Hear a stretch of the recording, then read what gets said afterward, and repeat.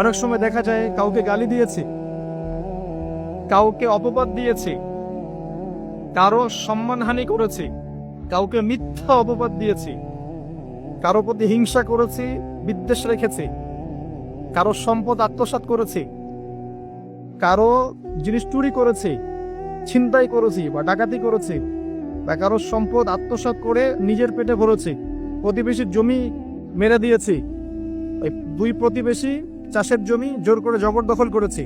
এক কথায় মানুষের সম্মান জান মালের সাথে জড়িত যে পাপ, এই পাপ আল্লাহর কাছে মাফ হবে না।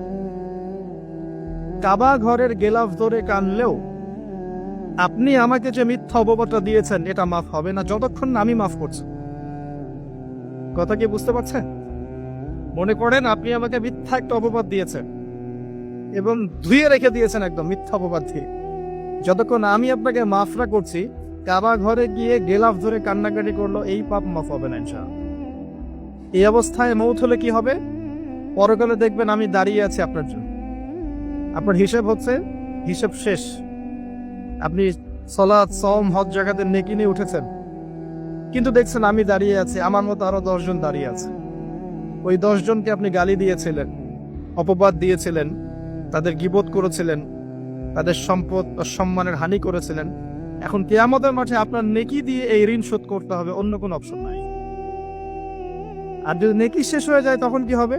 তখন আমার আমলনামা থেকে কিছু গুনাহ আপনাকে নিতে হবে। আল্লাহ পাক ন্যায় বিচারক। আল্লাহ পাক শুধু গফুর রহিম নন, আল্লাহ পাক শুধু পরম করুণাময় অসীম দয়ালুই নন, বরং তিনি হচ্ছেন ন্যায় বিচারক। ন্যায় বিচারক। একজন ধর্ষক যদি বলে যে আল্লাহ পাক তো গফুর রহিম, আল্লাহ আমাকে মাফ করে দিতে পারেন, তাহলে যাকে ধর্ষণ করলো সে তার উপর জুলুম হবে না? আল্লাহ পাক যদি ধর্ষককে মাফ করে দেন, তাহলে যাকে ধর্ষণ করা হয়েছে ওর প্রতি জুলুম হবে না? কথা বুঝতে পারছেন না? মনে করেন আপনি নাউজুবিল্লাহ কারো সম্পদ আত্মসাৎ করেছেন, এখন আল্লাহ যদি আপনাকে মাফ করে দেন, তাহলে এই যে যার সম্পদ আপনি আত্মসাৎ করেছেন এর উপরে জুলুম করা হচ্ছে না? আল্লাহ পাক কি জুলুম করবেন?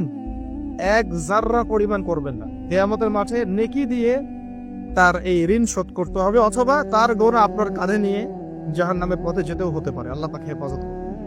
এই জন্য সবসময় সতর্ক থাকবেন আপনার যারা, যেন মানুষের হক নষ্ট না হয়।